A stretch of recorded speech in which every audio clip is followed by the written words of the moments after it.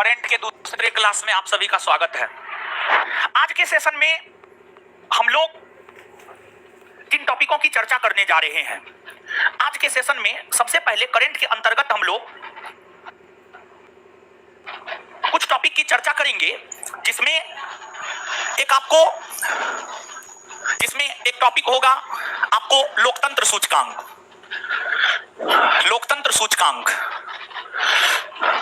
यानी democracy index. Democracy index. दूसरा जो टॉपिक होगा आज का हमारा, वो दूसरा टॉपिक होगा हिंद महासागर सम्मेलन।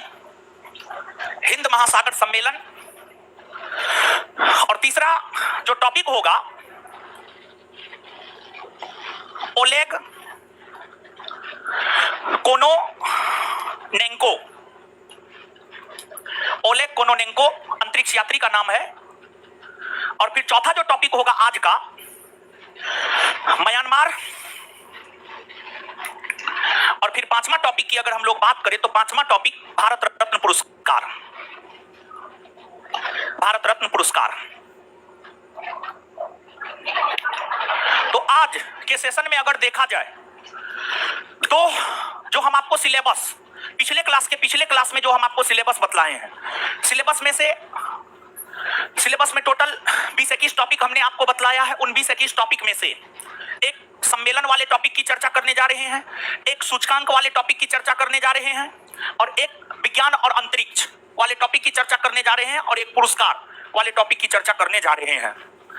तो 3-4 टॉपिक की चर्चा आज के सेशन में हम आपके साथ करने जा रहे हैं। तो आज का जो पहला टॉपिक है हमारा लोकतंत्र सूचकांक। इसको हम लोग समझते हैं। लोकतंत्र सूचकांक, इसको हम लोग समझते हैं। देखिए, लोकतंत्र, डेमोक्रेसी। डेमोक्रेसी ग्रीक भाषा के दो शब्द डेमोस और क्रेसिया से मिलकर बना है। डेमोक्रेसी शब्द की उत्पत्ति ग्रीक भाषा से हुई है, और ग्रीक भाषा के दो शब्द डेमोस और क्रेसिया से मिलकर हुआ है, जिसमें डेमोस का अर्थ होता है लोग और क्रेसिया का अर्थ होता है शासन। मतलब वैसी शासन प्रणाली जिसमें आम जनता की भागीदारी होती हो, वही शासन प्रणाली डेमोक्रेसी कहलाता है। और डेमोक्रेसी दो प्रकार का होता है, प्रत्यक्ष और अप्रत्यक्ष। डायरेक्ट डेमोक्रेसी और इनडायरेक्ट डेमोक्रेसी। विश्व के अधिकतर देशों में इनडायरेक्ट डेमोक्रेसी है। विश्व के अधिकतर देशों की अगर हम लोग बात करें तो वहां इनडायरेक्ट डेमोक्रेसी है। जैसे भारत की ही अगर हम लोग बात करें तो भारत में इनडायरेक्ट डेमोक्रेसी है। गिने चुने देशों में डायरेक्ट डेमोक्रेसी है। डायरेक्ट डेमोक्रेसी का सर्वोत्कृष्ट उदाहरण स्विट्जरलैंड को माना जाता है। स्विट्जरलैंड यूरोप महादेश का एक छोटा सा देश है। यूरोप महादेश का जो है एक छोटा सा देश है। यहां पर आपको स्विट्जरलैंड, और स्विट्जरलैंड में ही प्रत्यक्ष लोकतंत्र है। स्विट्जरलैंड के अलावे विश्व के जो अन्य देश है, जैसे भारत, अमेरिका जैसे देशों में अप्रत्यक्ष लोकतंत्र है, इनडायरेक्ट डेमोक्रेसी। और डेमोक्रेसी का मतलब सिर्फ चुनाव होना और चुनाव में आम जनता का पार्टिसिपेट करना नहीं होता है। सामान्य तौर पर हम लोगों के दिमाग में डेमोक्रेसी को लेकर के यह आता है, सामान्य तौर पर हम लोगों के मन में डेमोक्रेसी को लेकर के यह आता है कि डेमोक्रेसी वाली शासन प्रणाली उन देशों में हम लोग मानेंगे जहां पर चुनाव होता हो और उस चुनाव में आम जनता पार्टिसिपेट करता हो। डेमोक्रेसी का सिर्फ इतना भर मतलब नहीं होता है। डेमोक्रेसी, सफल डेमोक्रेसी के लिए कई तत्वों का होना आवश्यक है। सफल डेमोक्रेसी के लिए कई तत्वों का होना आवश्यक है। सफल डेमोक्रेसी के लिए देश में चुनाव तो होना ही चाहिए, चुनाव निष्पक्ष होनी चाहिए, और चुनाव करवाने वाली संस्था एकदम से स्वतंत्र होनी चाहिए। देश में जो भी राजनीतिक पार्टी चुनाव में पार्टिसिपेट करता है, चुनाव कराने वाली संस्था को उनकी बातों को सुनना चाहिए। देश में भ्रष्टाचार नहीं होना चाहिए। देश में भ्रष्टाचार नहीं होना चाहिए। भ्रष्टाचार नहीं होना चाहिए। भ्रष्टाचार नहीं होना चाहिए। तानाशाही नहीं होनी चाहिए। देश की आम जनता खुले तौर पर संवैधानिक दायरा के भीतर रहकर सरकार की नीतियों की आलोचना कर सके। ये सब होनी चाहिए, तभी जाकर के आप किसी देश को सफल लोकतंत्र वाला देश मान सकते हैं। अगर आप सिर्फ ये समझते हैं कि जिस देश में चुनाव हो वो डेमोक्रेटिक कंट्री है, तो चुनाव तो उत्तरी कोरिया में भी होता है, तो क्या वो डेमोक्रेटिक कंट्री हो जाएगा? नहीं, कभी नहीं। तो सिर्फ चुनाव के आधार पर किसी भी कंट्री को, किसी भी देश को डेमोक्रेटिक मानना सही नहीं है, लोकतांत्रिक मानना सही नहीं है। ऐसे डेमोक्रेसी सूचकांक में, लोकतंत्र सूचकांक में भारत का स्थान संतोषजनक है, संतोषजनक है। आप ये नहीं कह सकते हैं कि भारत में लोकतंत्र सफल लोकतंत्र है। भारत में जो लोकतंत्र है वो दोषपूर्ण लोकतंत्र है, दोषपूर्ण लोकतंत्र है। भारत में जो लोकतंत्र है, भारत के लोकतंत्र को दोषपूर्ण लोकतंत्र माना जाता है।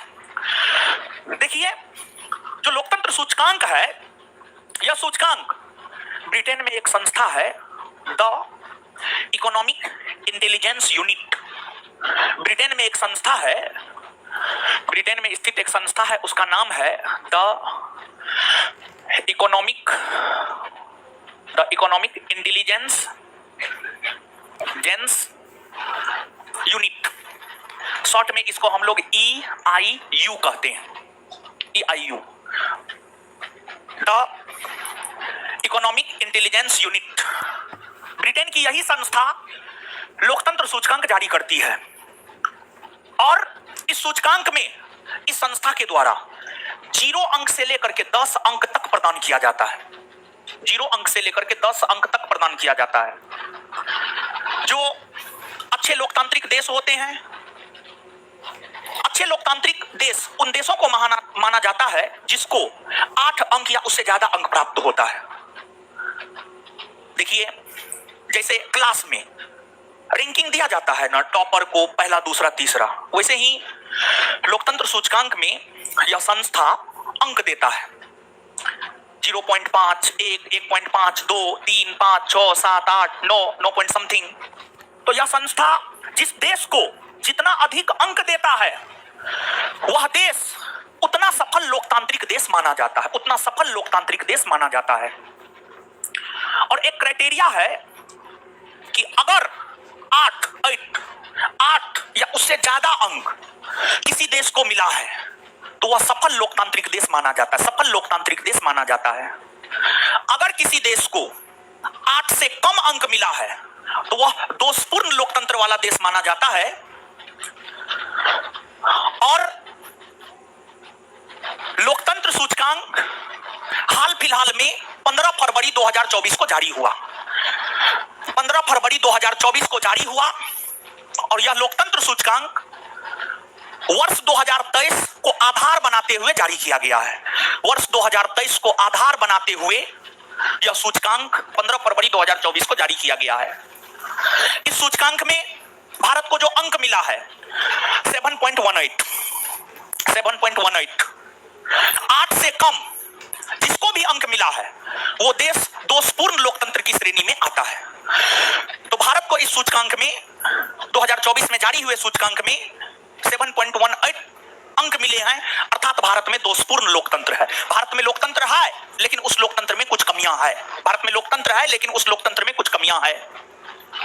और लोकतंत्र सूचकांक की अगर हम लोग बात करें तो यह सूचकांक पहली बार 2006 में जारी किया गया था, 2006।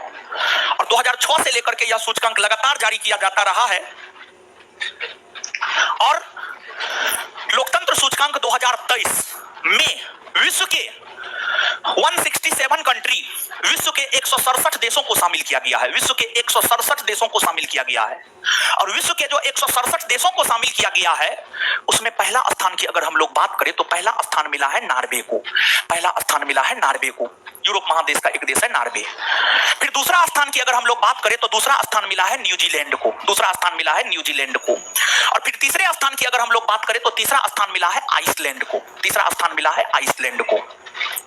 और अपने देश भारत की अगर बात की जाए तो भारत को इस सूचकांक में 41वां 41, भारत को इस सूचकांक में लोकतंत्र सूचकांक 2023 में भारत को 41वां रैंक मिला है, 41वां रैंक मिला है, 41वां रैंक मिला है। लोकतंत्र सूचकांक 2023 में भारत को 41वां रैंक मिला है। इससे पहले 2022 में भारत को 46वां रैंक मिला था, 4 पर 46, 46, लेकिन 5 पायदान भारत नीचे गया है। अर्थात भारत में पहले की तुलना में, 2022 की तुलना में 2023 में भारत में लोकतंत्र मजबूत हुआ है, भारत में लोकतंत्र मजबूत हुआ है। लोकतंत्र सूचकांक 2022 में भारत को 46वां रैंक और 2023 के सूचकांक में 5 पायदान नीचे गया भारत, 41वां रैंक मिला है। अर्थात भारत लोकतंत्र सूचकांक में सुधार किया है, भारत लोकतंत्र सूचकांक में सुधार किया है। वही इस सूचकांक में जो सबसे अंतिम रैंक है, सबसे अंतिम रैंक अफगानिस्तान को मिला है। अफगानिस्तान 167, 167वां, एक अंक से भी कम मिला है, 0 पॉइंट समथिंग अंक मिला है, एक अंक से भी कम, 0 पॉइंट समथिंग। आप सोच करके देखिए अफगानिस्तान में क्या स्थिति होगा आम जनों का, आम आवाम का, आम जनता का। भारत में जब दोषपूर्ण लोकतंत्र है, पूरे विश्व में 41वां रैंक है भारत का, तब विपक्ष के लोग कहते हैं कि लोकतंत्र खतरा में है। विपक्षी कहता है ना जी, मोदी जी सत्ता में है, मोदी जी के अलावा अन्य जो विपक्षी है सब कहता है ना लोकतंत्र खतरा में है। तो जब भारत में कह रहा है लोकतंत्र खतरा में है, अफगानिस्तान जैसे देशों में क्या होगा लोकतंत्र का? 167वां रैंक अफगानिस्तान को, 166वां रैंक म्यांमार को, 166वां रैंक म्यांमार को। और भारत के पड़ोसी देशों में पाकिस्तान, बांग्लादेश सबका भी भारत से गया गुजरा रैंक है। भारत से भी खराब लोकतंत्र इन देशों में है, भारत से भी खराब लोकतंत्र जो है इन देशों में है। समझ गए? तो आगे हेडिंग मारिए गुरुजी लोग। हिंद महासागर सम्मेलन, महासागर, देखिए महासागर किसको कहा जाता है जानते हैं? जल का जो सबसे बृहद भाग होता है उसी को हम लोग महासागर कहते हैं। 5 को महासागर है, इधर आपको प्रशांत महासागर, अटलांटिक महासागर और हिंद महासागर, फिर आर्कटिक महासागर और अंटार्कटिका महासागर। सबसे बड़ा प्रशांत महासागर है और सबसे छोटा आर्कटिक महासागर है। और हिंद महासागर एक ऐसा महासागर है जिसका नाम हिंदुस्तान के नाम पर रखा गया है। हिंद महासागर एक ऐसा महासागर है जिसका नाम किसी देश के नाम पर रखा गया है और वह देश है अपना देश हिंदुस्तान। हिंदुस्तान के नाम पर हिंद महासागर का नाम हिंद महासागर पड़ा है। देखिए ये आपको हिंद महासागर है, हिंद महासागर है। हिंद महासागर से जो सटे देश हैं जैसे ऑस्ट्रेलिया, जैसे इंडोनेशिया, श्रीलंका, भारत, मेडागास्कर, तथा हिंद महासागर से सटे जो अन्य अनेक तमाम देश है, इंडोनेशिया, ऑस्ट्रेलिया, भारत, श्रीलंका, ये सभी देश आपस में एक दूसरे को सहयोग करें, आर्थिक क्षेत्र में, राजनीतिक क्षेत्र में, सैन्य क्षेत्र में, ये सभी देश एक दूसरे को आपस में सहयोग करें। इसी को लेकर हिंद महासागर सम्मेलन का आयोजन 2016 ईस्वी से प्रारंभ हुआ, 2016 ईस्वी से प्रारंभ हुआ। और 2016 ईस्वी से लगभग प्रत्येक वर्ष, बीच में कोविड की वजह से थोड़ा डिस्टरबेंस उत्पन्न हुआ, लेकिन 2016 से हिंद महासागर से सटे देशों के द्वारा आपसी सहयोग, क्षेत्रीय सहयोग को लेकर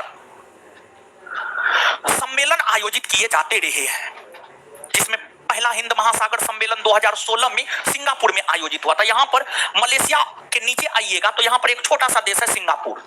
सिंगापुर में पहला हिंद महासागर शिखर सम्मेलन 2016 में आयोजित हुआ।